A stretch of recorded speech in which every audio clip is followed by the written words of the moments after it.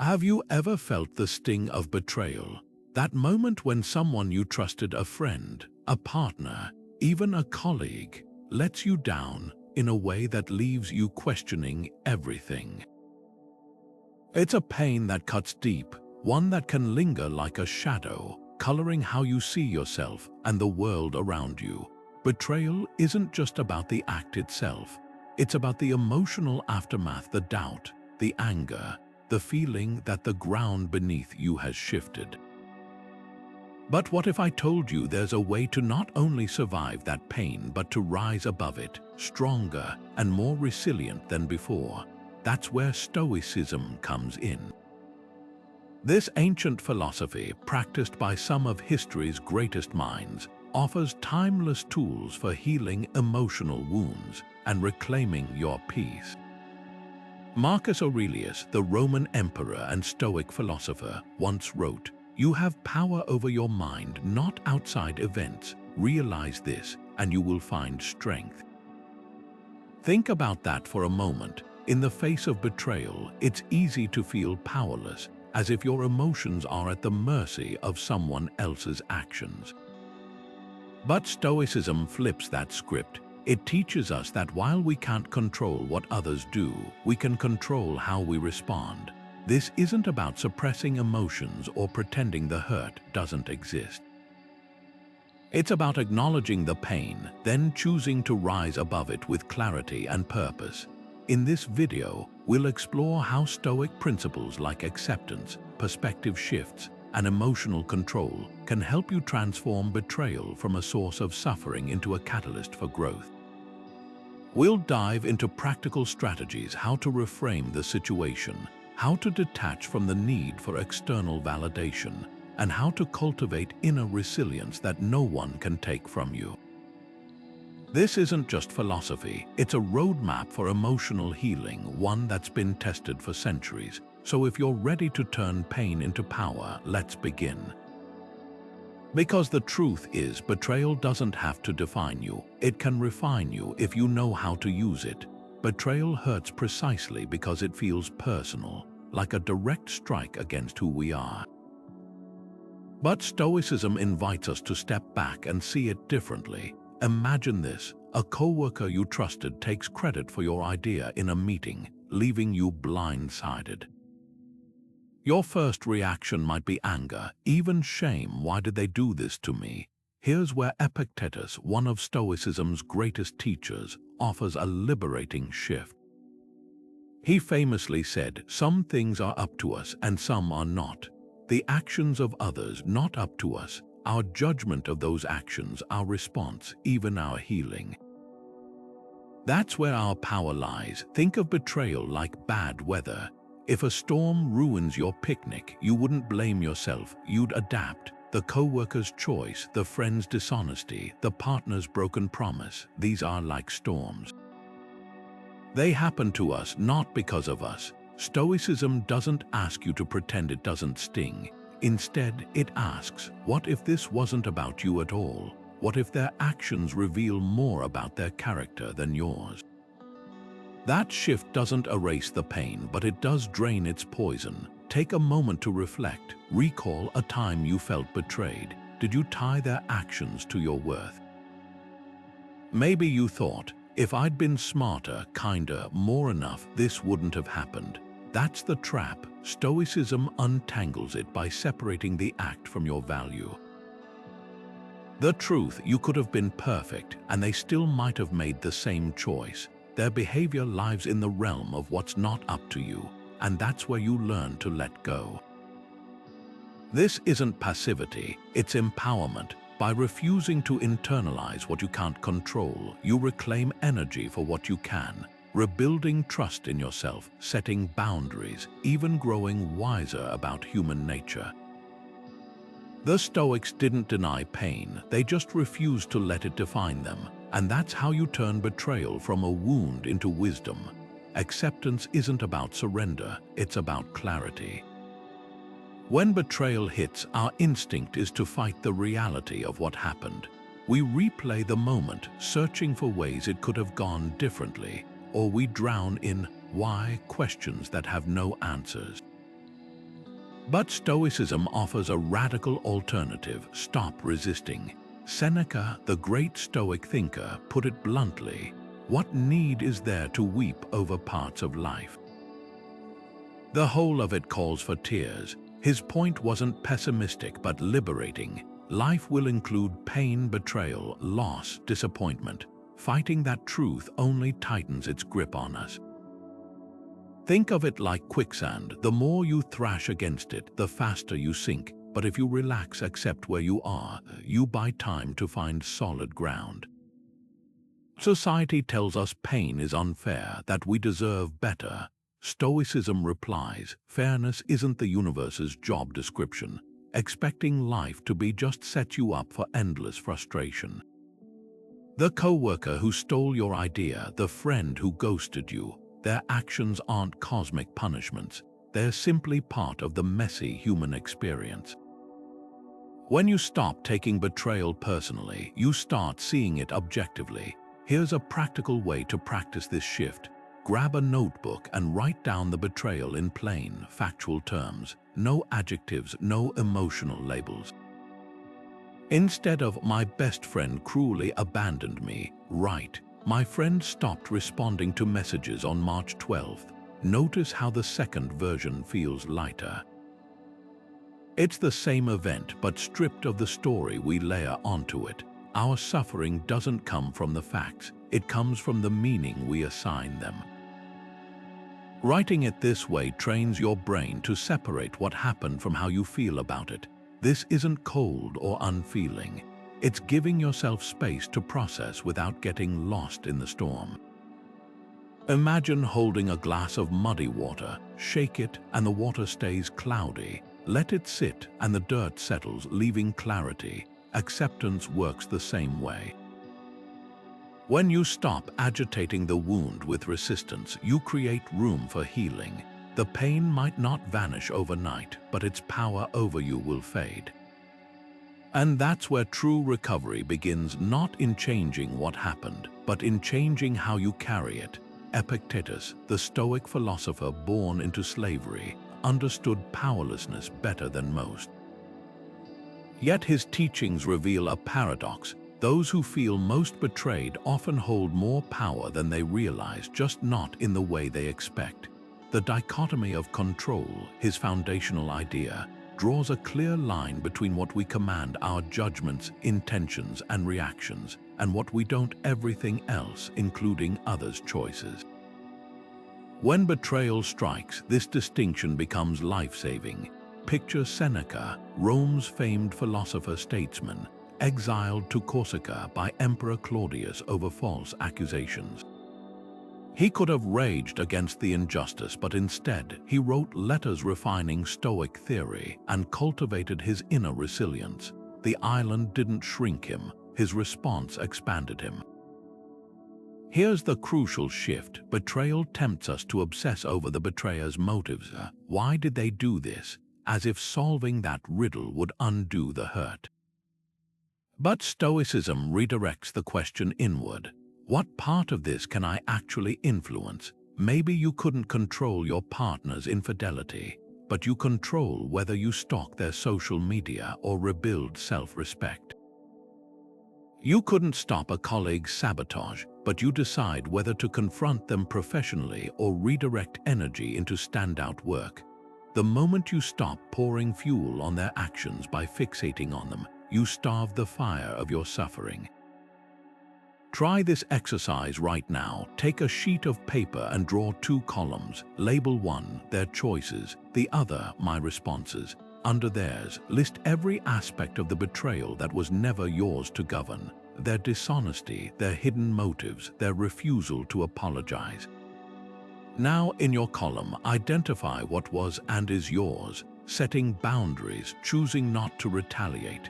Even the simple act of getting out of bed each morning when the weight feels heaviest. Seeing this divide in ink makes it tangible. You're not denying the pain, you're mapping the terrain where your agency actually lives. History offers a striking parallel. When Cotto the Younger, a Stoic martyr, was betrayed by political allies, he didn't waste breath cursing them. He famously said, "I begin to speak only when I'm certain what I'll say isn't better left unsaid." That's the power of the dichotomy. It transforms victims into architects. Betrayal handed Cotto a wrecking ball. His control over his response let him design something new from the rubble. Your pain doesn't vanish when you embrace this principle, but it matters differently. No longer proof of your powerlessness, it becomes raw material for your next act of strength.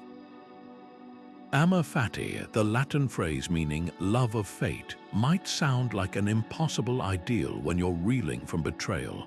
How could anyone love the pain of being deceived or abandoned?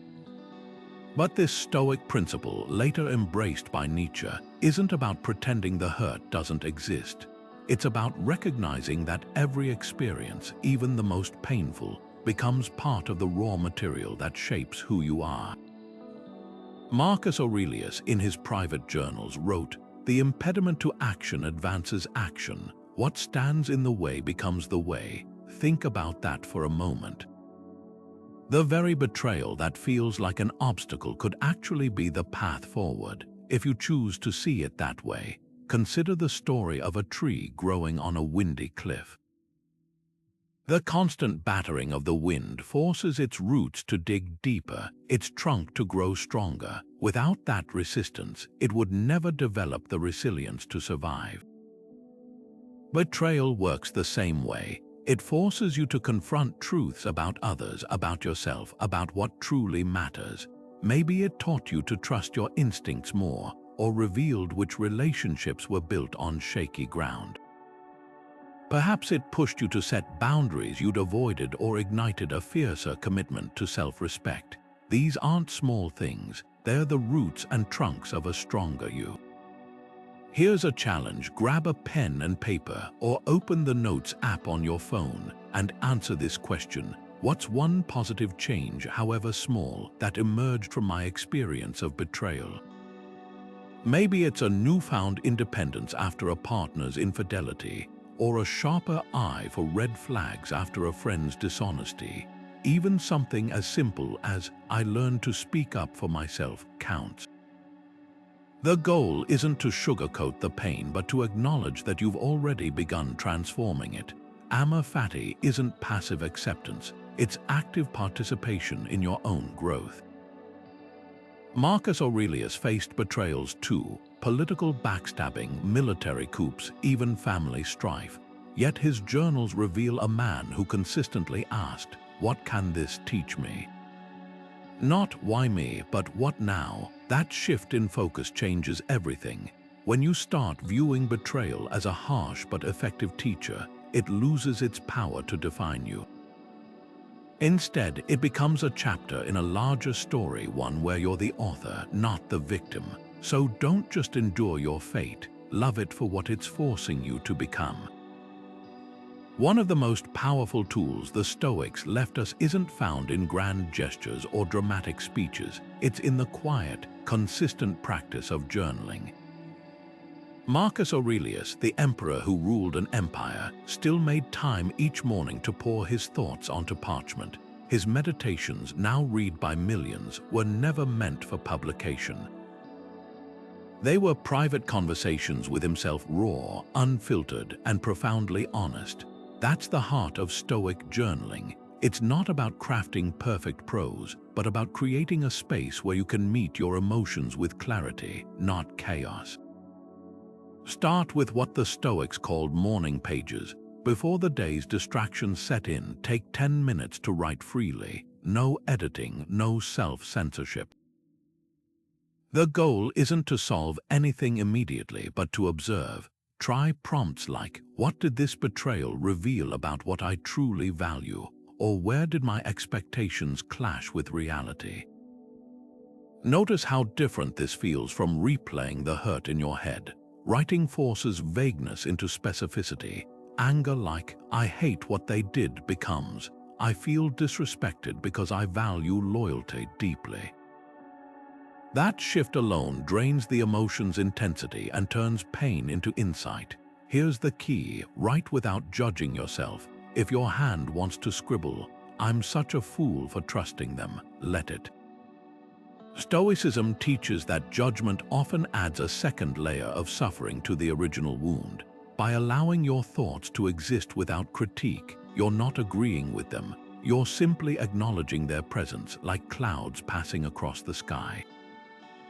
Marcus Aurelius didn't berate himself for feeling betrayed by political rivals. He examined those feelings with detached curiosity. Ask yourself, he wrote, what is this thing in itself?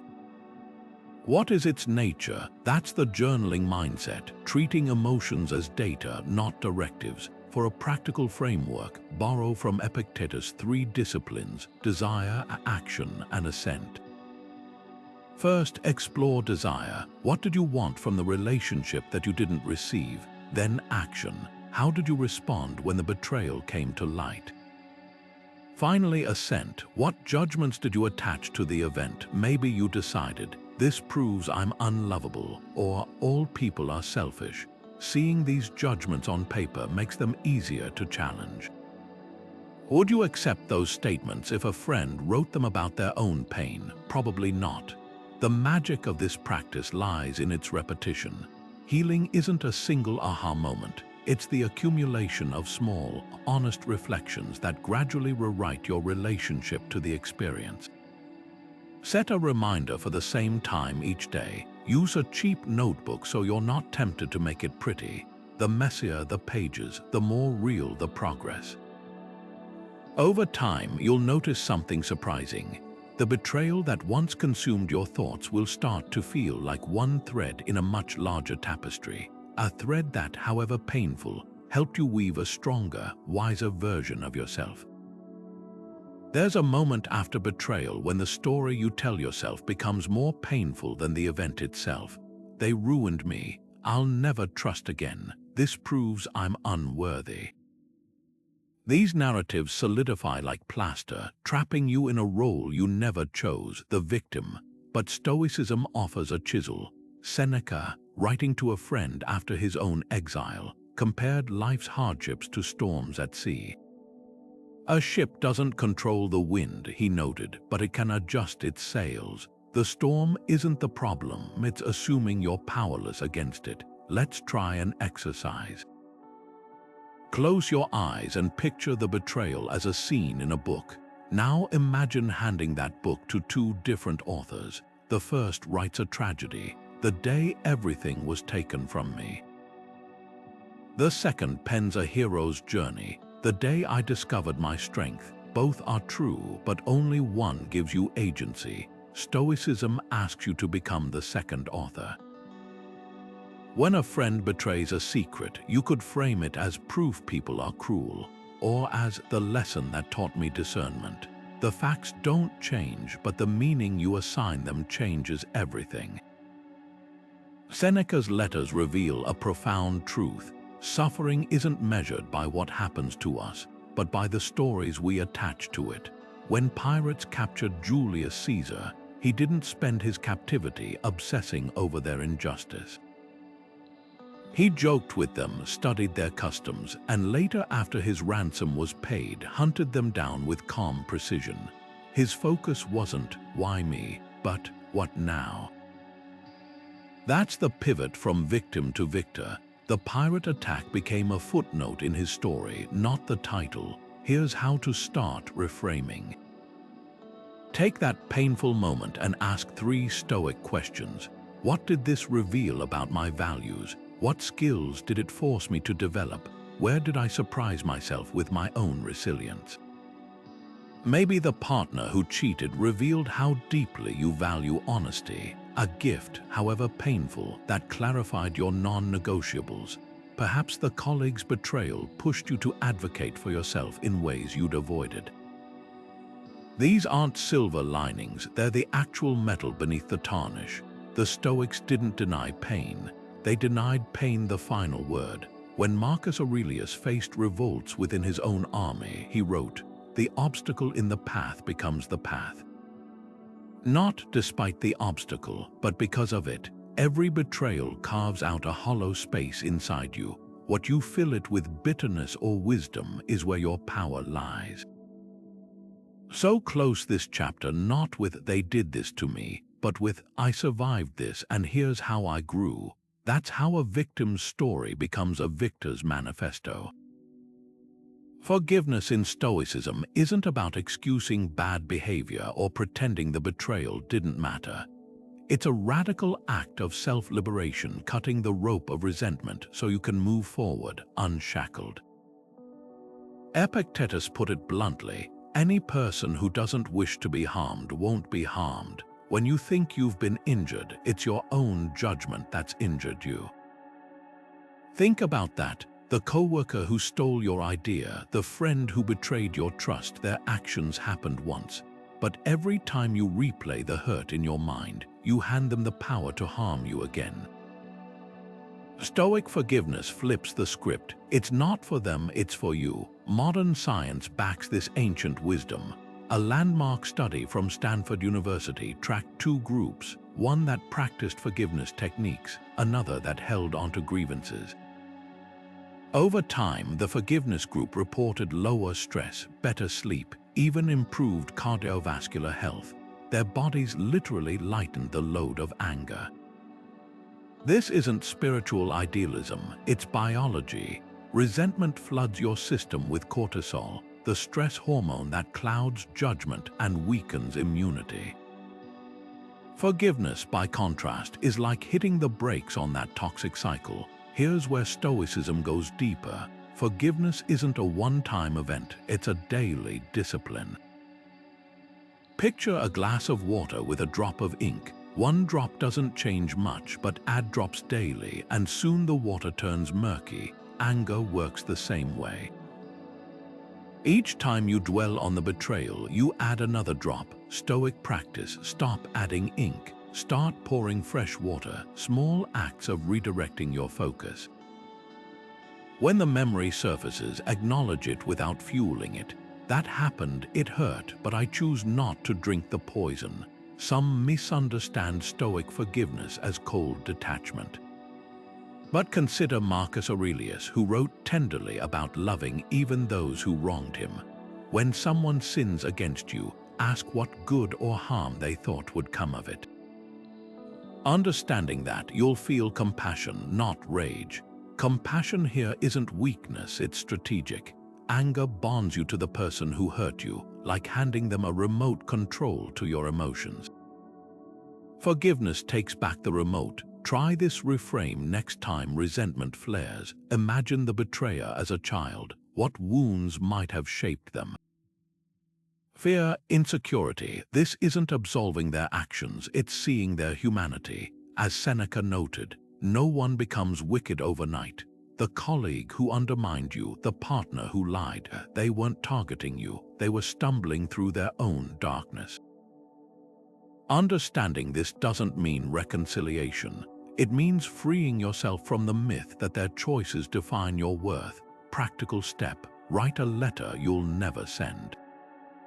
Detail the betrayal fully, then burn it or bury it. The act symbolizes releasing what you can't change. Or borrow from Buddhist Stoic fusion. Visualize the person surrounded by light, mentally whispering, "I release you." Not because they deserve it, but because you deserve peace. The goal isn't to forget, it's to remember without reliving. That's how Stoic forgiveness transforms pain from a prison into a passing landscape, one you observe from the window of a train moving forward.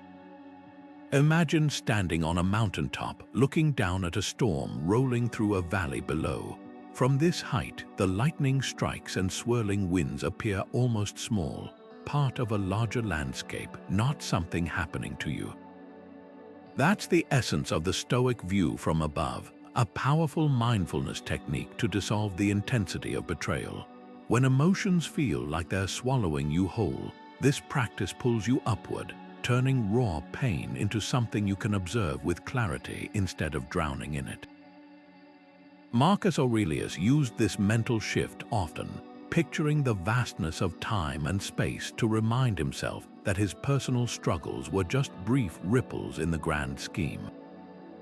Think of your emotions like weather patterns. A storm doesn't ask permission to roll in, it just arrives. You wouldn't yell at the sky for raining or beg the wind to stop blowing. You accept it, wait it out, maybe even admire its power from your window. Emotional turbulence works the same way. The anger, the hurt, the sense of injustice, these aren't flaws in you. They're natural reactions passing through like clouds. The Stoic practice isn't to suppress them, but to watch them with detached curiosity. Ah, here's grief again.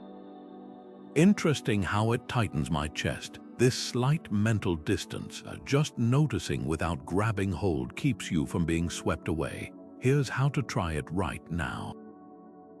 Set a timer for 5 minutes. Close your eyes and picture the betrayal as if it's happening to someone else, a character in a film or a stranger across the street.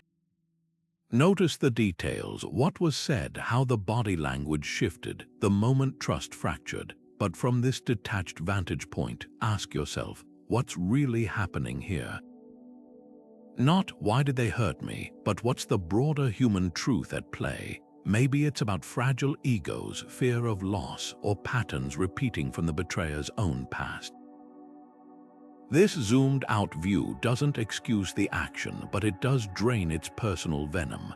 Epictetus taught that suffering comes not from events, but from our opinion of events. When you obsess over betrayal, replaying conversations, imagining confrontations, you're not reliving what happened, you're reliving what you think it meant about you. The view from above shatters that illusion. Seen from enough distance, even the sharpest betrayal becomes a single thread in the vast tapestry of human relationships. This doesn't minimize your pain, it puts you back in charge of how much space it occupies in your life. For a modern twist, try this with a literal camera.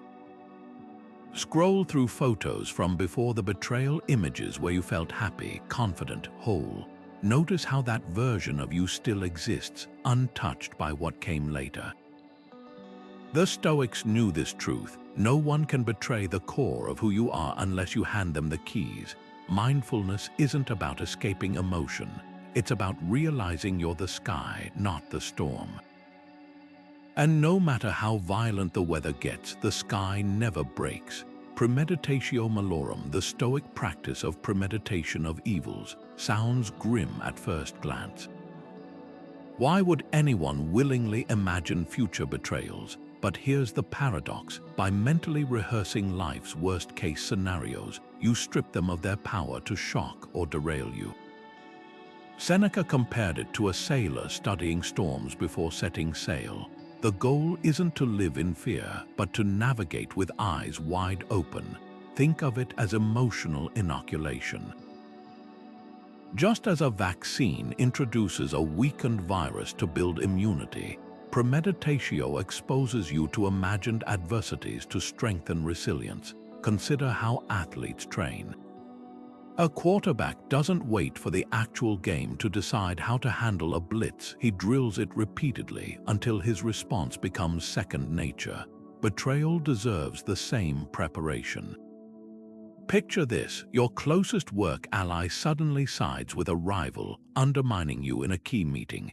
Your stomach drops, your face burns. But because you've mentally walked through this scenario, your response isn't raw panic. Instead, you hear Seneca's voice. This is what we rehearsed. You pause, breathe, maybe even smile, not because it doesn't hurt, but because you've already mapped the path forward. Here's how to practice it. Set aside 10 minutes weekly, perhaps Sunday evening, to conduct what the Stoics called a fear audit. Write down a specific betrayal scenario, a friend sharing your secret, a partner growing distant, a colleague taking credit. Now vividly imagine it unfolding. Notice where tension rises in your body. Then script your Stoic response step by step. First, acknowledge the emotion. This feels like betrayal. Next, apply the dichotomy of control. Their actions are theirs, my integrity is mine. Finally, choose a constructive action. I'll discuss this calmly or walk away with dignity. The magic isn't in predicting the exact scenario, it's in conditioning your mind to default to agency over victimhood. History offers a striking example. When Thomas More, the Renaissance statesman influenced by Stoicism, faced Henry VIII's treachery, he'd already mentally prepared for imprisonment. His daughter later wrote that he'd practiced dying every day through contemplation. When the axe finally fell, his legendary composure wasn't innate, it was rehearsed. Modern psychology confirms this method's power. A Harvard study found that people who mentally simulated future hardships showed significantly lower stress responses when those events actually occurred. Their brains had already built neural pathways for calm, but beware the trap. Premeditatio isn't about obsessive worrying or expecting doom around every corner. The Stoics emphasized balance like a soldier polishing armor before battle, then setting it aside to enjoy supper. The practice should feel like putting emergency tools in a drawer, not staring at them sleeplessly. Try this reframe. Instead of "what if they betray me?" ask "how will I prove my strength if they do?" That subtle shift turns preparation from paranoia into empowerment. For those who think this sounds pessimistic, consider how we already apply premeditatio in mundane ways. We buy insurance not because we want our house to burn down, but so we're not destroyed if it does. We keep spare tires not to invite flats, but to handle them smoothly when they come. Emotional resilience works the same way. By occasionally visiting the dark places in your mind voluntarily, you ensure they never become prisons. As Seneca wrote to his friend Lucilius, "The man who has anticipated the coming of troubles takes away their power when they arrive." That's the gift of this practice, not predicting storms, but knowing you've already built an unshakable shelter within yourself. We build relationships like castles in the sand, carefully sculpting turrets of trust, moats of mutual understanding, only to feel devastated when the tide inevitably washes them away. Marcus Aurelius, watching his own children die young and his empire crumble under plagues and wars, wrote plainly, "All things fade into the storied past, and in a little while are shrouded in oblivion." Not to depress us, but to free us, society sells us fairy tales, best friends forever, love conquers all, while Stoicism hands us a sturdier truth: nothing mortal is permanent, and that includes trust between people. Think of a tree shedding leaves in autumn. The tree doesn't weep over each falling leaf. It knows this is the cycle. Yet when a friendship fractures or a partner walks away, we act as if nature itself has broken its laws. The pain isn't just from the betrayal, it's from the collision between reality and our illusions. How much lighter would we feel if we entered relationships like travelers sharing a train compartment? Grateful for the company, but aware that stations come and people disembark. This isn't cynicism, it's clarity. The Stoics loved deeply. Marcus Aurelius' journals overflow with tenderness for his teachers, his family, but they loved with open hands, not clenched fists. Here's the liberating reframe: betrayal often hurts because we confuse temporary connections with eternal vows. That colleague who backstabbed you wasn't supposed to be loyal forever. They were human, flawed, and acting within their own shifting priorities. The friend who ghosted didn't break an unspoken cosmic contract. They simply revealed the relationship's true lifespan. This doesn't excuse harm, but it does drain the added agony of "this wasn't supposed to happen." Because according to nature, it was. Try this exercise. List 3 past relationships that felt permanent until they weren't. The high school best friend, the mentor who moved on, the partner who promised eternity. Now, beside each, write what that connection actually gave you during its season. Maybe the backstabbing coworker taught you office politics. The flaky friend showed you your patience. The absent parent clarified your values. Seasons end, but the harvest remains. Stoicism asks us to harvest the wisdom without cursing the calendar. Marcus Aurelius faced this daily. As emperor, he knew every advisor, every ally could turn, yet he wrote, "When you wake in the morning, tell yourself, the people I deal with today will be meddling, ungrateful, arrogant. Not to breed distrust, but to soften the blow when humans behaved like humans. Modern psychology calls this stress inoculation. Stoics called it waking up. When we stop demanding permanence from mortal things, we start appreciating their fleeting beauty, like watching a sunset without demanding it stay. So next time betrayal stings, ask yourself, did this person break a promise, or did I mistake a chapter for the whole book? The answer won't erase the hurt, but it will cut the chains of resentment, because nothing makes a wound fester like the belief it shouldn't exist. Stoicism offers a salve. Not everything happens for a reason, but everything happens within nature's reason, and that includes goodbye. Marcus Aurelius often reminded himself that when people act unjustly, they do so through ignorance of what is good and evil. This simple Stoic insight is revolutionary when applied to betrayal. That coworker who threw you under the bus, the friend who spread your secrets, their actions weren't targeted strikes at your worth, but stumbles in their own darkness. Think of it like watching someone fumble with a flashlight in a cave. Their flailing might accidentally hit you, but the problem isn't you, it's their inability to see clearly. Stoic compassion asks us to replace condemnation with curiosity. What broken understanding led them here? Consider the anatomy of a bad decision. No one wakes up thinking, today I'll be the villain. The colleague who stole credit might have been drowning in insecurity, terrified of being overlooked. The partner who lied could have been trapped in old patterns of self-preservation. This doesn't excuse their actions, but it does explain them as misguided attempts at self-protection rather than personal attacks. Epictetus framed it perfectly. Every soul is deprived of truth against its will. When we see betrayal as ignorance rather than malice, the emotional hooks loosen. Here's a transformative exercise. Write a letter to the person who betrayed you, one you'll never send. Start with raw honesty. When you did X, I felt Y. Then shift perspective. Imagine their childhood, their fears, their unhealed wounds. Maybe the friend who ghosted you learned early that relationships are temporary. Perhaps the boss who undermined you was never taught healthy leadership. Write their probable inner monologue during the betrayal. If I don't protect myself first. This isn't about justifying their behavior. It's about seeing it as human rather than monstrous. History offers a profound example. After his own brother tried to overthrow him, Marcus Aurelius didn't execute him in rage. He wrote, "When men are inhuman, take care not to treat them as they treat others."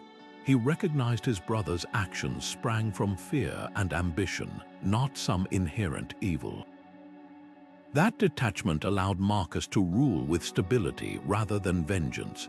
Try this reframe next time resentment flares. Picture the betrayer as a child holding a heavy bucket. The weight makes them stumble, spilling water on you. Do you scream at the child or recognize they're carrying more than they can handle? Their bucket might be filled with shame, inherited trauma, or simply a lack of tools to do better. Compassion here isn't absolution. It's realizing their actions were never about your worth, but their limitations. Stoic empathy has a pragmatic superpower. It prevents us from taking the bait of bitterness. Like a firefighter, understanding arson doesn't make flames less dangerous, but does make them easier to contain. When you stop personalizing someone's brokenness, you reclaim the space to heal without waiting for an apology that may never come. The letter you wrote, keep it as a reminder not of what they did to you, but of what you refused to let them take from you, your capacity to see humanity, even when it fails. We often suffer most not from betrayal itself, but from the silent contract we never signed, the belief that loyalty is something owed to us. Epictetus, born a slave who became philosophy's sharpest teacher on desire, offered a radical alternative: want nothing and you'll have everything. At first glance, that sounds cold, but unpack it and you'll find freedom. Imagine holding a bird in your cupped hands, clench your fists and you crush it. Open them completely and it may choose to stay. That's the paradox of loyalty. The tighter we grip the expectation of it, the more we suffocate the very connection we cherish. Consider the last time someone's disloyalty gutted you. Maybe a friend who forgot your birthday after years of you remembering theirs, or a sibling who skipped your milestone event. The pain didn't come from their action alone, but from the invisible ledger in your mind. After all I've done, they owed me this. Stoicism asks us to confront that ledger's illusion. No one owes us their presence, their memory, or their priorities, not because people are cruel, but because desire for control is the root of our suffering. Here's where Epictetus' discipline of desire becomes practical. Start by identifying one loyalty-based expectation you're clinging to. Not a universal value like honesty, but a personal if-then assumption. If I'm always there for my coworker, then they'll advocate for me. Now perform a thought experiment. Erase the then. Can you still choose to be supportive, not as an investment, but as an expression of your character? This shift transforms kindness from a transaction to an offering, freeing you from resentment when others don't reciprocate. History gives us a poignant example. Thomas More, the 16th century statesman, was betrayed by King Henry VIII, a man he'd served loyally for decades. Yet More's final letters reveal no bitterness. He'd never conflated loyalty given with loyalty owed. Like a gardener planting trees whose shade he'd never sit under, he acted from integrity, not expectation. The king's betrayal couldn't strip that choice from him. Try this reframe next time loyalty feels like a debt. Picture yourself holding two boxes. In one, place what you can control, your actions, your boundaries, your values. In the other, place what you can't, others' choices, their priorities, their capacity to show up. The Stoic practice: keep your hands firmly on the first box and let the second float away like a balloon. You'll notice something surprising. The balloon wasn't weighing you down, your grip on it was. This isn't about becoming indifferent. It's about loving without ledger. The parent who visits every Sunday, the friend who remembers small kindnesses, they don't do it because they owe you. They choose it freely, and that's the only loyalty that ever really matters. History offers us powerful mirrors, figures who faced betrayal with such steadfastness that their stories still illuminate our path centuries later. Take Cato the Younger, the Roman senator whose unshakable integrity made him a target of political schemers. When Pompey and Caesar, two of Rome's most powerful men, formed an alliance built on backroom deals, Cato refused to bend.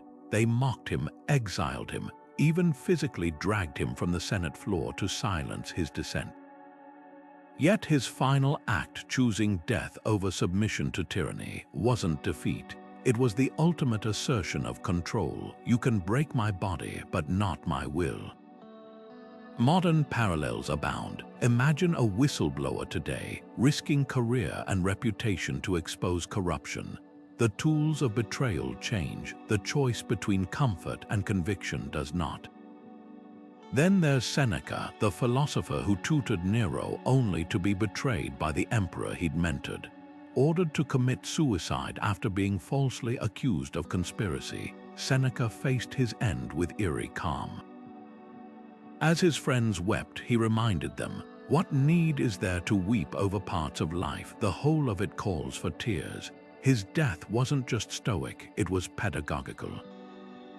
Even in his final moments, he taught others how to meet injustice without flinching.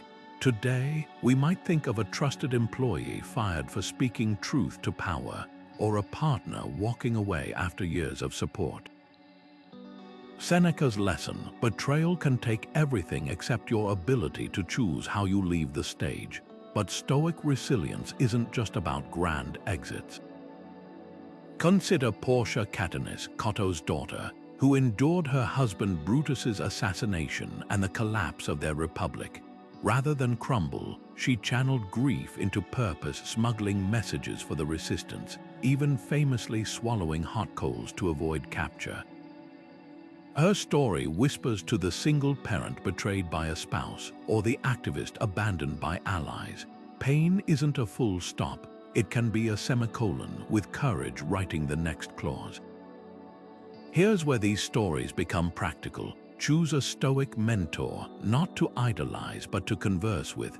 When betrayal leaves you raw, ask, how would Cotto handle this meeting? What would Seneca say about my resentment? Keep their words on your phone or a sticky note. Marcus Aurelius, the best revenge is not to be like your enemy. Or Epictetus, no man is free who is not master of himself. These aren't platitudes, they're lifelines thrown across centuries. The brilliance of Stoic role models lies in their humanity. They weren't marble statues, they sweated, hesitated, felt fear. Cicero, another Stoic statesman, openly admitted his terror when exiled. Yet he used that fear as fuel, writing his greatest works in exile that later reshaped Rome's legal system. That's the real parallel for modern wounds. The colleague who stabbed you in the back, the friend who vanished when you needed them. These aren't obstacles to your story. They're the grit that polishes your character, just as betrayal honed the Stoics' resolve. Their lives remind us, principles aren't tested when everyone applauds, but when the room empties and the knives come out. So whose example will you invite into your healing? The answer might just redefine what betrayal can teach you. Musonius Rufus, the Stoic teacher who saw philosophy as medicine for the soul, had a brilliant way of reframing betrayal. He called adversity a gymnasium for virtue, a place where our character muscles get tested and strengthened. Think about that. When a friend turns their back on you or a colleague undermines your work, it's not just a wound, it's a workout. The pain you feel isn't pointless, it's resistance training for your resilience. Just as lifting weights tears muscle fibers so they can rebuild stronger, betrayal stretches your emotional endurance in ways comfort never could. Marcus Aurelius took this idea further with his famous line, "The obstacle in the path becomes the path." At first, that sounds contradictory. How can the thing blocking you become the way forward? Here's the key: betrayal doesn't just happen to you, it happens for your growth. That business partner who cheated you, they taught you discernment. The lover who left without explanation, they showed you how to stand alone. Even the smallest betrayals, flaky friends, gossiping relatives, are like pop quizzes in the classroom of your character. The question isn't why did this happen? It's what does this make possible in me that wasn't there before? Let me give you a real-world example. A client of mine discovered her husband had been hiding financial debts for years. The initial devastation felt like drowning, but as she applied Stoic principles, something shifted. She told me, "I realized I'd outsourced my security to someone else's honesty. Now I track our accounts weekly, not from paranoia, but from empowered awareness." That's the gymnasium at work. The betrayal didn't just reveal her husband's flaws, it revealed her own untapped capability for financial literacy and assertiveness. Here's your challenge right now. Pause and name one strength you've developed specifically because of betrayal. Maybe it's the ability to set firmer boundaries after a toxic friendship, or the courage to speak up after being silenced. Perhaps it's something as subtle as noticing red flags faster, or as profound as learning to validate yourself instead of seeking external approval. Don't rush past this. The act of naming your growth rewires your brain. It takes the narrative from "they broke me" to "they revealed parts of me I didn't know were there." History offers a masterclass in this. Thomas More, facing execution for refusing to endorse King Henry VIII's divorce, wrote to his daughter, "I die the king's good servant, but God's first." His betrayal wasn't just an end, it was the ultimate test of his allegiance to principle over survival. Most of us won't face stakes that high, but the pattern holds. Every betrayal, big or small, asks some version of that same question. Who will you choose to be when loyalty gets inconvenient? Your answer doesn't just reflect your character, it builds it. So next time betrayal leaves you breathless, remember Musonius' gymnasium. The heaviest weights build the strongest backs, the deepest cuts teach the surest hands. And the people who disappoint you, they're unwitting coaches in the lifelong sport of becoming unshakable. There's a moment after betrayal when words feel like the only weapon we have, a desperate need to vent, confront, or demand explanations. But Stoicism offers a counterintuitive alternative, silence.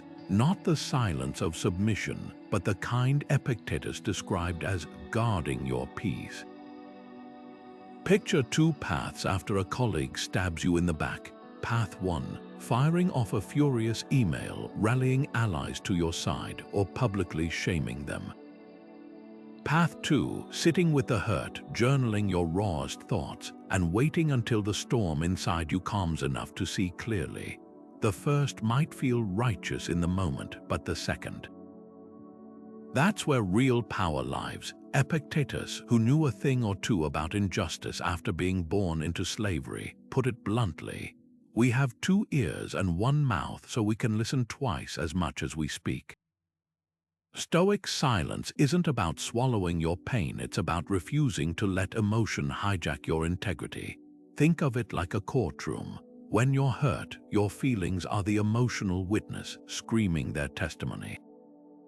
But wisdom is the judge, waiting for all evidence before ruling. Venting publicly is like letting the witness bang their gavel. Stoic restraint says, let the judge do their job. Here's how to tell if your words will heal or harm. Constructive communication passes 3 Stoic tests. Is it true? Is it necessary? Is it kind? Not nice, kind. There's a difference. Telling a friend they betrayed you with honesty and clarity can be kind, even if it's painful, but blasting them on social media to hold them accountable, that's often just pain in disguise. Reactive words come from the heat of the moment. Constructive words come from the clarity after the fire dies down. Try this practical tool, the 24-hour silence rule. When betrayal hits, start an invisible timer. No confrontations, no venting texts, no subtweets, just you and your journal for 1 full day. History's greatest Stoics used versions of this. Marcus Aurelius wrote his meditations at dawn, processing emotions before facing Rome's betrayals. Seneca advised writing letters to offending friends, then burning them. That first day is like emotional triage, stopping the bleeding before deciding if surgery is needed. You'll often find that what felt urgent at hour 0 feels trivial by hour 24. But don't confuse silence with avoidance. Stoic restraint has an expiration date. If after reflection you realize a conversation is necessary, approach it like a philosopher-statesman.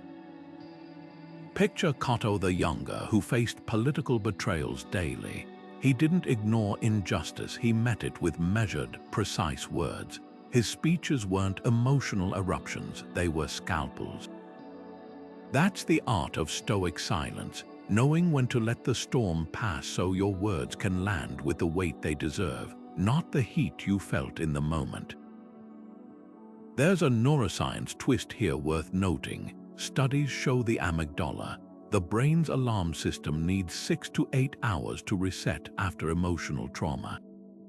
Speak before that reset, and you're basically letting a triggered fire alarm draft your emails.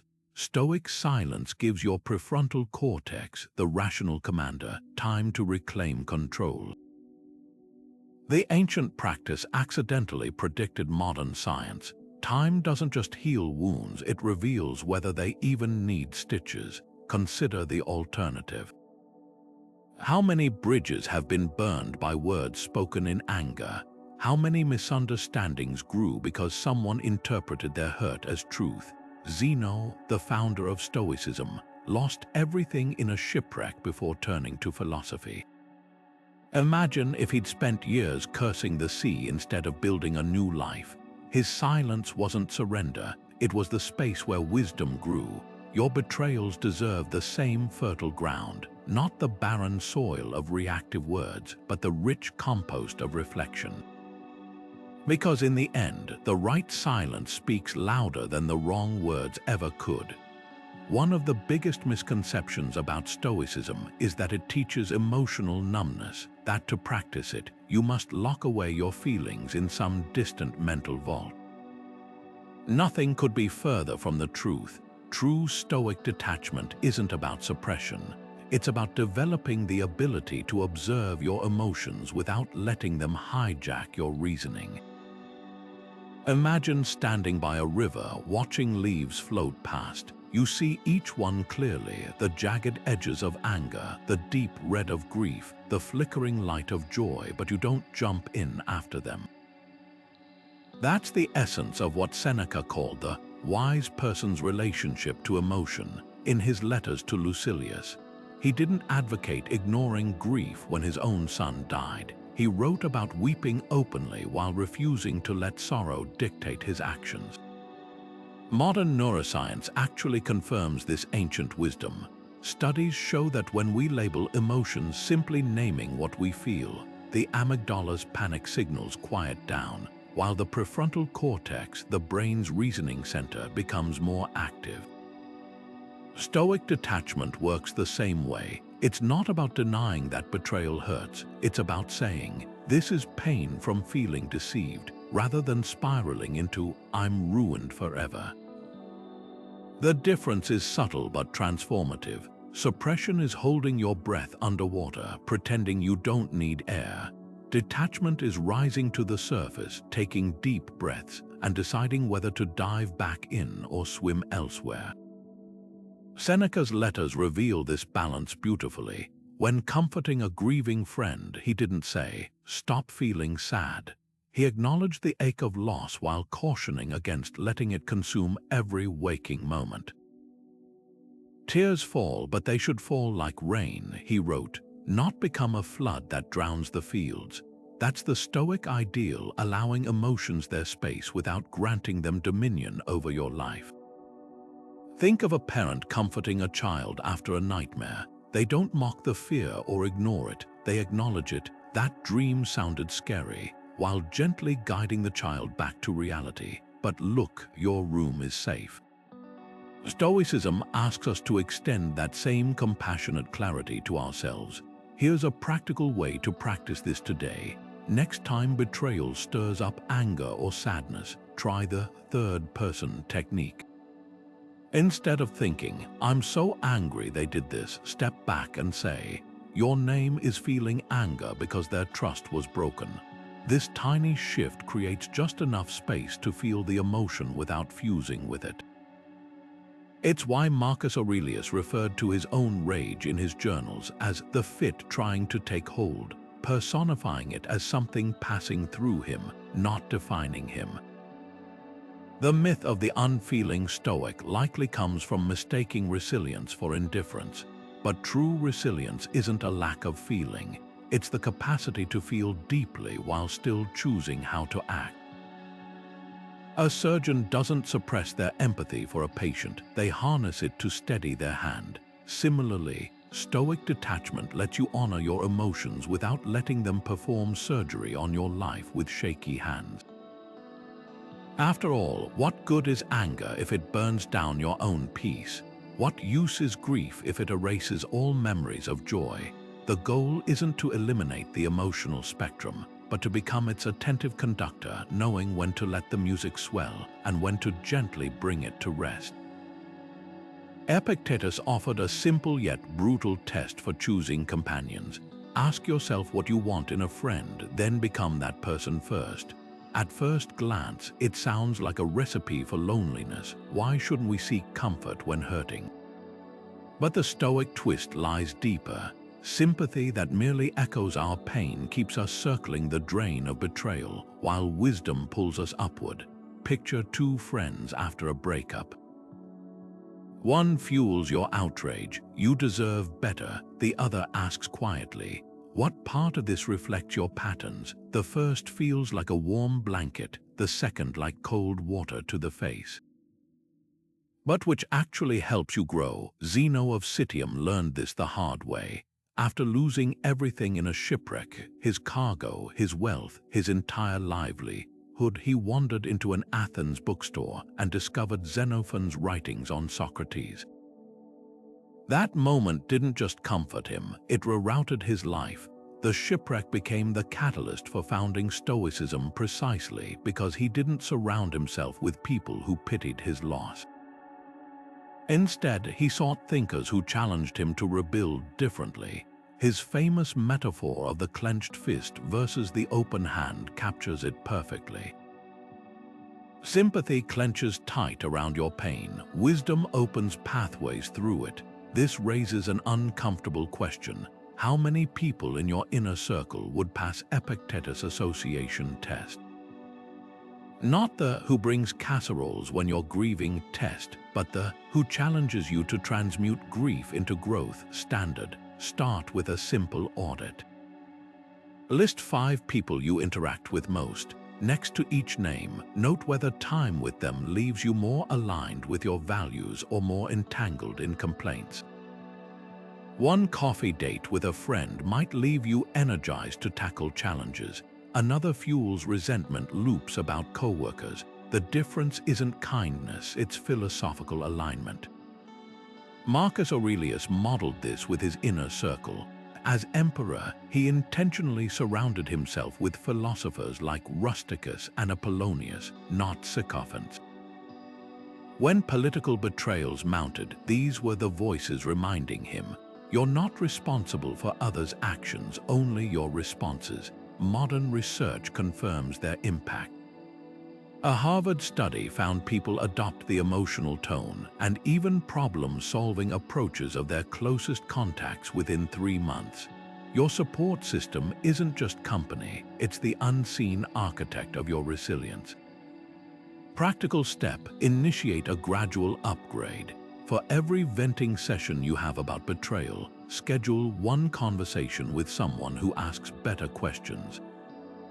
Instead of "can you believe they did this?" try "what's one constructive response I haven't considered?" The shift feels awkward at first, like swapping junk food for whole grains. But over time, you'll crave the nourishment.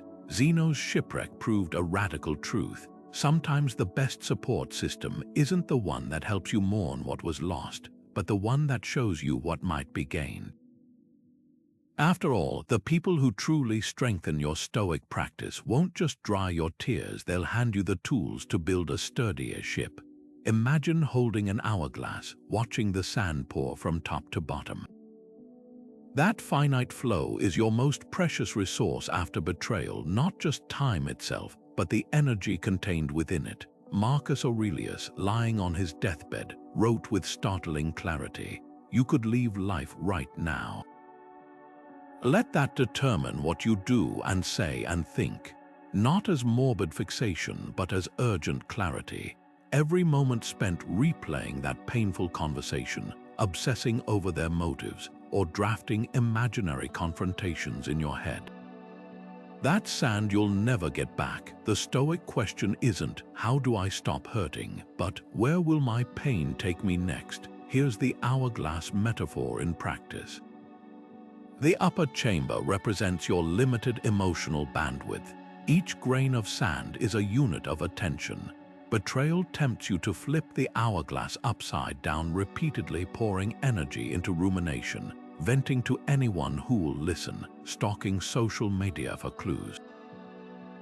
But Stoicism teaches a radical alternative. Let the sand flow just once, acknowledge the hurt fully, then direct the remaining grains toward rebuilding.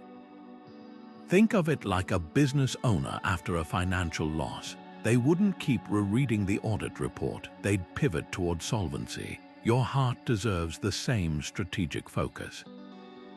Try this time audit today. For 1 week, carry a small notebook or use your phone's notes app to track 3 categories. First, rumination time, every instance you mentally revisit the betrayal.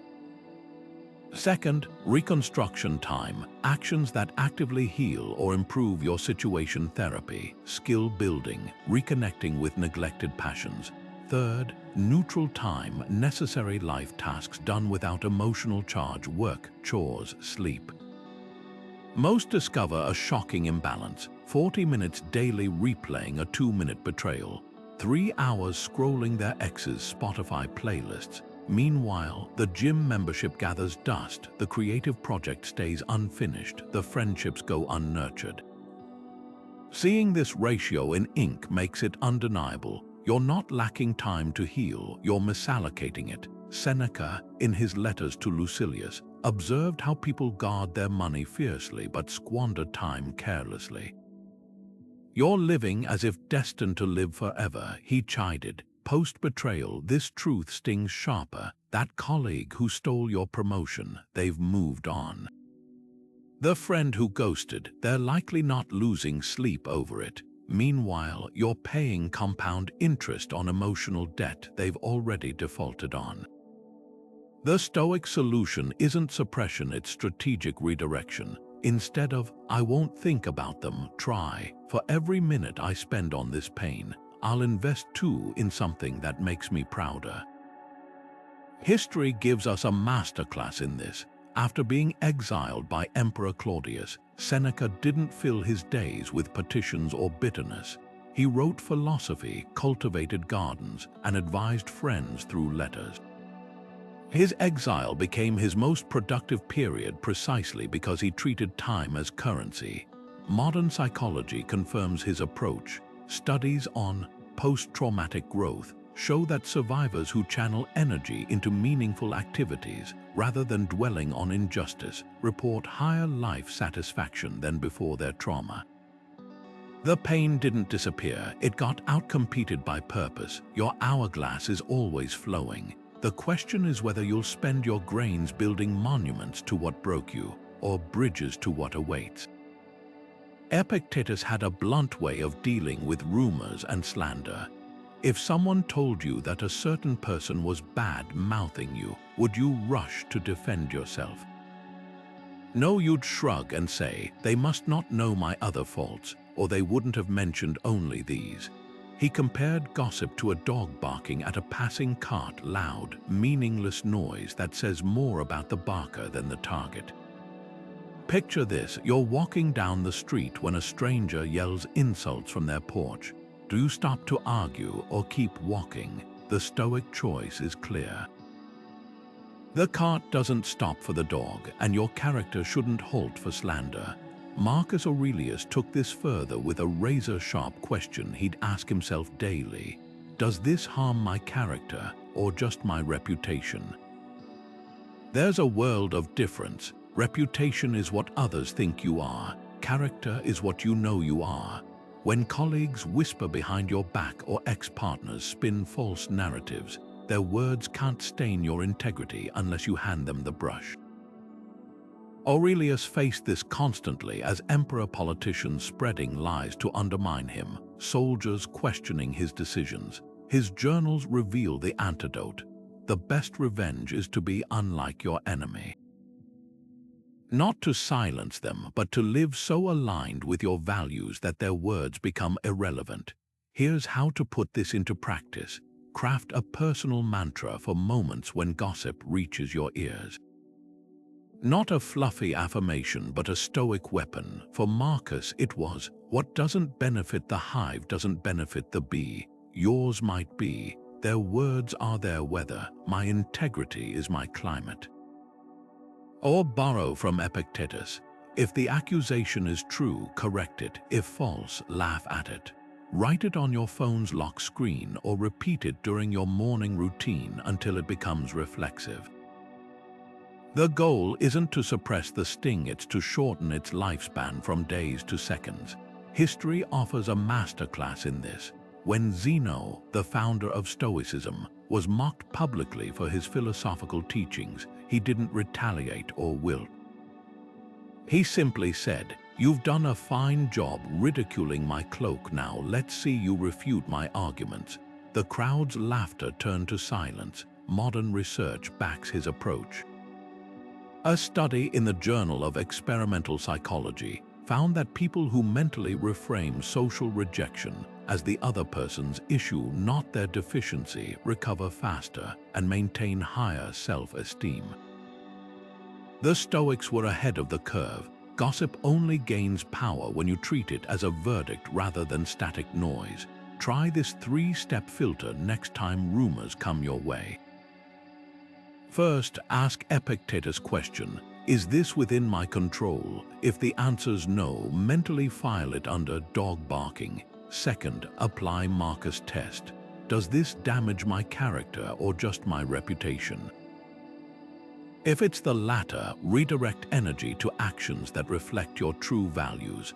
Finally, use your mantra like a mental broom. Sweep the noise aside without granting it a home in your psyche.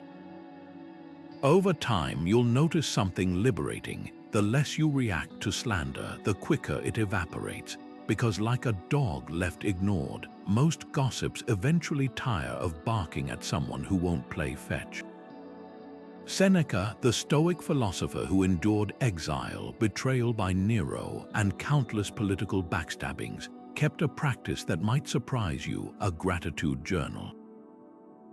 Not for the sunshine moments, but for the storms, he wrote, "What fortune has made yours is not your own, only what you have made of it."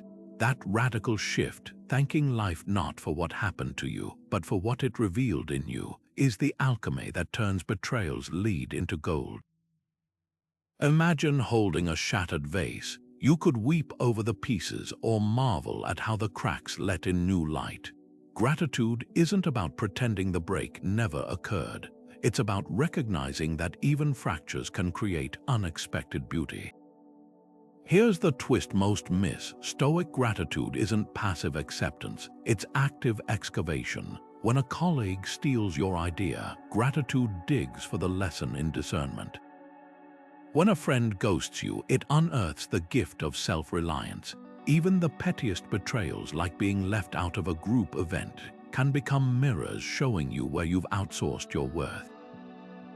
Seneca's journals reveal this brilliantly. After Nero turned on him, he didn't just list, "I'm grateful to be alive." He wrote, "I'm grateful exile forced me to confront how much I'd tied my happiness to external validation." That's the key: gratitude for the awakening, not the wound that caused it. Try this today. Grab any notebook, even a napkin, and divide it into 3 columns.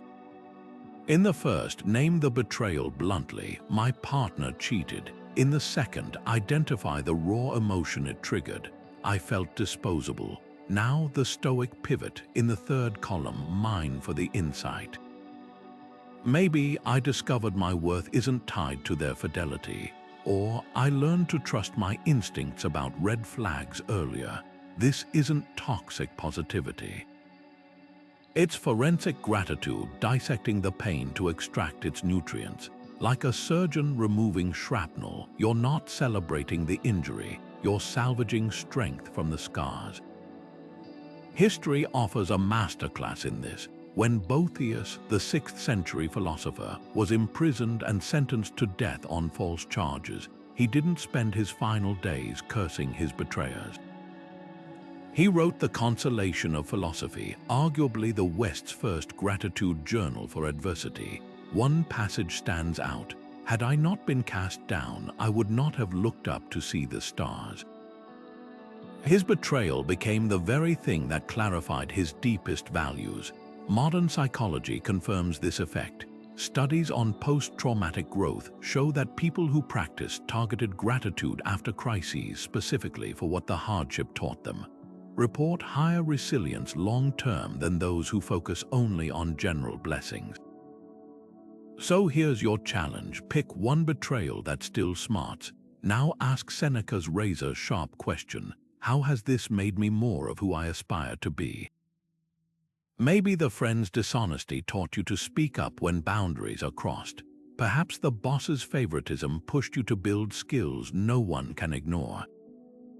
Even small insights count, like realizing you'd tolerated disrespect because you feared loneliness. Write 3, then tuck them where you'll see them daily. Because gratitude without repetition is just a nice thought, gratitude with ritual rewires the brain. The Stoics knew a secret: betrayal's greatest insult isn't the initial blow, it's the years we spend letting it define us. Gratitude reclaims that stolen time, not by erasing the past, but by transforming its role in your story from villain to unlikely mentor. So next time bitterness whispers, "They ruined me," meet it with this rebuttal: "No, they revealed parts of me I might never have met otherwise." That's how you turn a chapter of pain into the preface of your unshakable self. Trust isn't a switch you flip on or off, it's a dial, one that Stoicism teaches us to adjust with wisdom rather than wounding. Musonius Rufus, the Stoic teacher who trained Epictetus, made a crucial distinction. Trust is a virtue, but blind trust is a vice. Picture a gardener who loves all plants equally, but doesn't water poison ivy the same as tomatoes. That's the balance Stoicism offers: open-heartedness with eyes wide open. After betrayal, the temptation is to either wall off your heart completely or rush back into the same patterns, hoping this time will be different. But Stoic discernment asks a better question: how can I honor my capacity to trust while honoring the evidence in front of me? Consider the difference between trusting someone's potential and their track record.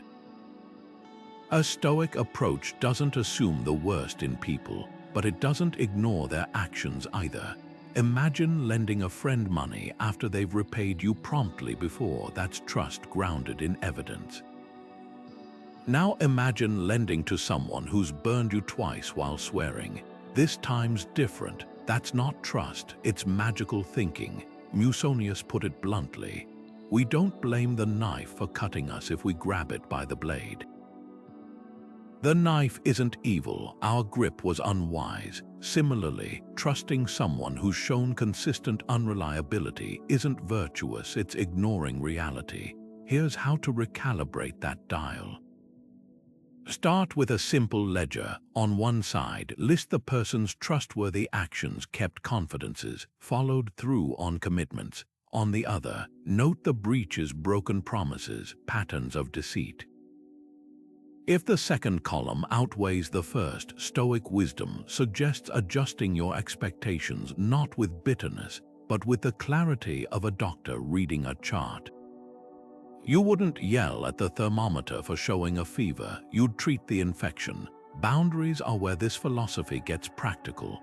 Post-betrayal, it's easy to swing between extremes, either "never again" or "I'll pretend it didn't happen." Try a Stoic middle path instead. Role-play this scenario. The co-worker who stole your idea asks for feedback on their new project. A reactive response might be icy avoidance or passive-aggressive praise. The Stoic alternative: I'm happy to give feedback in writing, let's keep it over email. No drama, no deceit, just a clear, calm limit that honors both your professionalism and your self-respect. Marcus Aurelius modeled this with political rivals. He didn't banish every advisor who disagreed with him, but he did institute red flag protocols. After one betrayal, he began requiring 2 independent verifications for sensitive decisions. That's the essence of Stoic trust reconstruction. Not "I won't get burned," but "I'll tend the fire more wisely." Your version might look like waiting 3 days before responding to a flaky friend's apology, or checking financial records monthly after a partner's financial infidelity. The goal isn't to punish, it's to create space for actions to prove words. The deepest gift of this practice: it frees you from the exhausting cycle of suspicion. When boundaries are clear, you don't waste energy wondering if someone's trustworthy. You let their behavior answer for them. Like a bridge with weight limits posted, you're not judging the trucks, you're simply ensuring they don't exceed what the structure can bear. That's the Stoic art of trust, building bridges strong enough for connection, designed well enough to withstand the occasional storm. Cleans, the second leader of Stoicism, didn't just philosophize, he hauled water as a manual laborer by day to fund his studies at night. The ancients knew something modern science now confirms. Movement isn't just for the body, it's medicine for the wounded soul. When betrayal leaves you emotionally gutted, there's a reason your instinct might be to pace, to run, to physically shake it off. The Stoics saw physical exertion as training for resilience, not just metaphorically but literally. Modern research shows why. Aerobic exercise increases prefrontal cortex activity, the brain's reasoning center, while dialing down amygdala reactivity, the alarm system for emotional pain. In other words, motion creates distance from mental turmoil, giving you the clarity Stoicism prizes. Think of your body as a forge. Just as metal strengthens through repeated hammering and cooling, emotional resilience builds when you channel pain into physical action. Take walking, an activity both Zeno and Marcus Aurelius practiced for contemplation. Unlike static meditation that asks you to sit with pain, walking meditation meets turbulence with rhythm. Try this next time betrayal's sting feels overwhelming. Step outside and match each footfall to a Stoic mantra. Left foot, I can't control what they did. Right foot, I control how I move forward.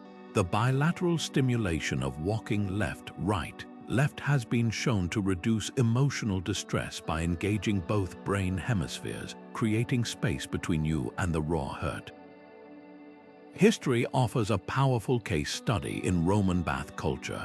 After political betrayals, senators didn't just debate, they sweated in the palaestra exercise yards, swam laps in frigid pools, then scraped their skin with strigils. The ritual wasn't mere hygiene, it was somatic reset. Modern equivalents exist. Brazilian jiu-jitsu practitioners speak of mat therapy, the grounding effect of grappling with physical problems that leave no room for rumination. Even simple activities like chopping wood or kneading bread can become Stoic rituals, transmuting restless energy into purposeful motion. For a practical protocol, borrow from Epictetus' disciple Arion, who documented lesson walks. Day 1, walk while mentally listing what you can control about the betrayal, your boundaries, your growth.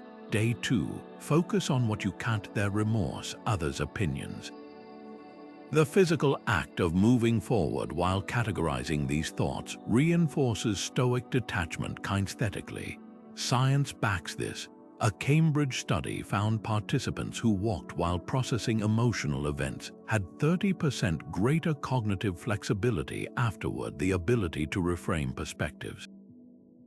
The deeper truth, betrayal often leaves us feeling disembodied, floating in a haze of whys and what-ifs.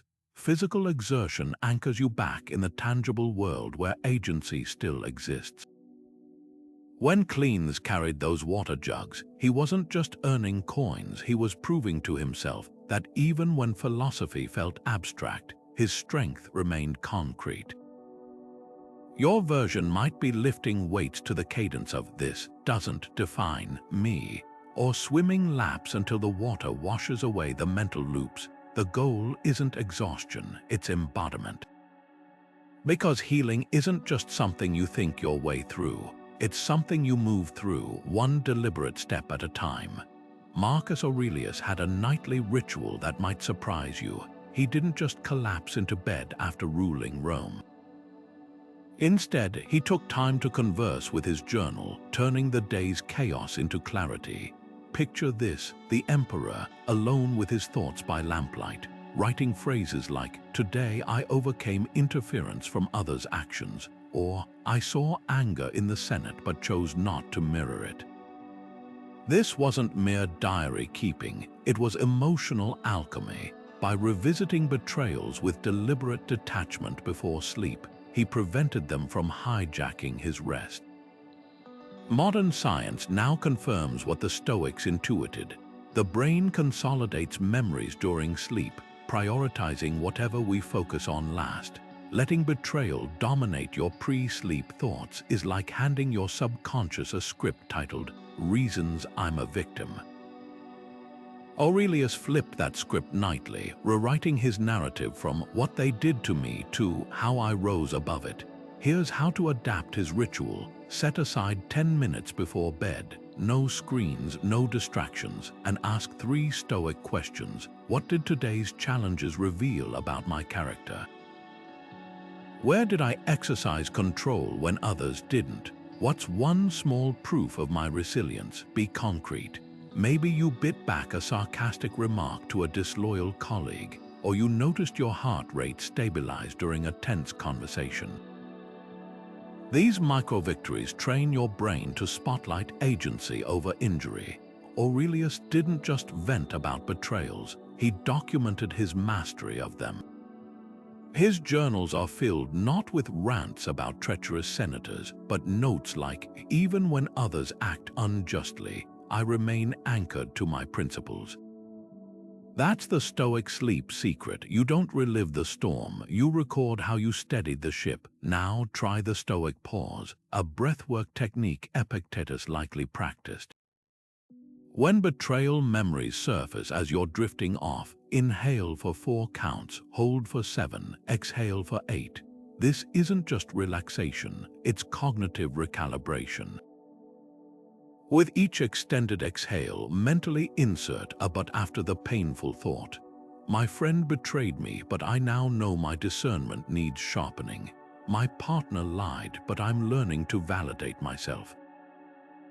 The breath creates space, the "but" redirects focus to growth. Ancient Greeks called this separating the event from its shadow, acknowledging what happened without letting it eclipse your potential. End with a gratitude or acceptance prompt, not the generic "I'm thankful for health." Get specific to your betrayal. "I'm grateful that coworkers' dishonesty showed me where I'd been too trusting." I accept that some relationships have seasons, not lifetimes. Aurelius modeled this in his famous line, "The impediment to action advances action." Your version might be, "Tonight I thank the betrayal for teaching me." Fill that blank with steel, not sugarcoating. This practice doesn't erase pain. It ensures you sleep as the architect of your recovery, not the prisoner of someone else's choices. Because the last thought before sleep isn't just a reflection. It's the foundation of tomorrow's resilience. Epictetus warned his students about the dangers of unchecked impressions, those immediate mental reactions that can hijack our peace if we don't intercept them. Today, those impressions often arrive as notifications, a tagged photo where you're conspicuously absent, a mutual friend liking your ex's post, even algorithmically suggested content that resurrects old wounds. Digital Stoicism begins with recognizing these triggers not as reality, but as flickering shadows on the wall of Plato's cave distortions of truth designed to provoke reaction. When betrayal lingers online, every scroll becomes a minefield. That's why the first step isn't willpower, it's withdrawal.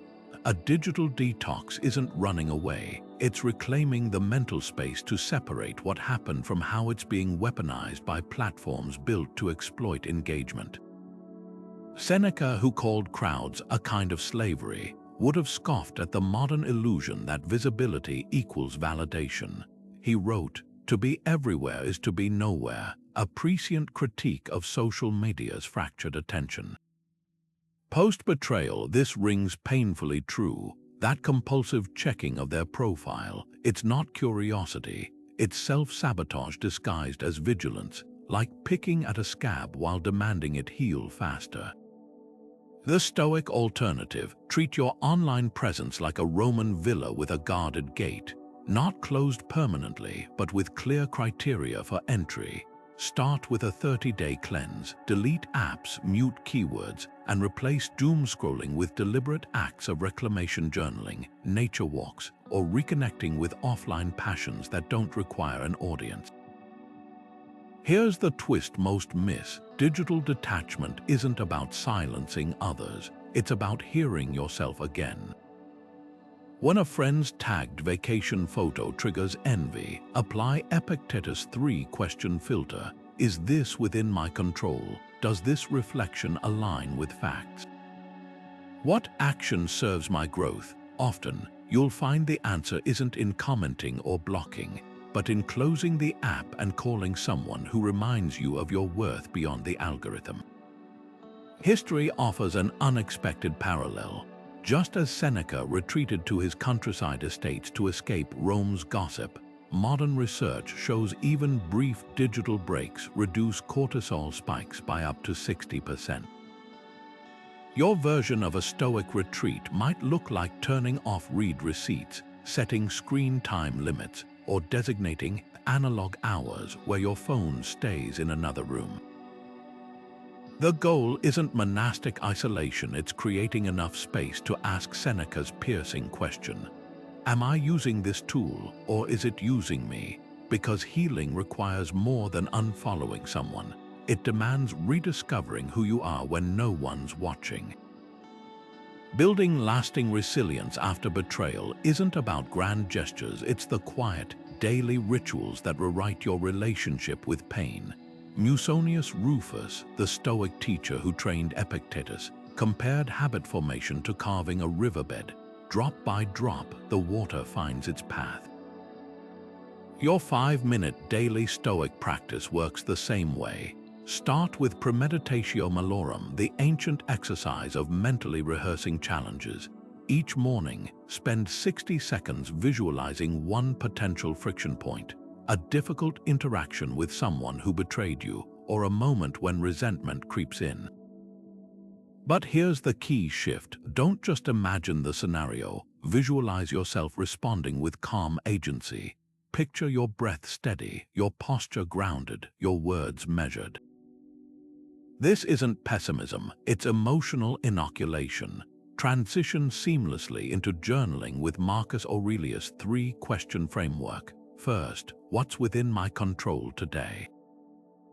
Not their remorse or others' opinions, but your boundaries, your focus, your next right step. Second, where did I grow yesterday? Even if it's microscopic, I noticed my jaw unclenching during a tense email.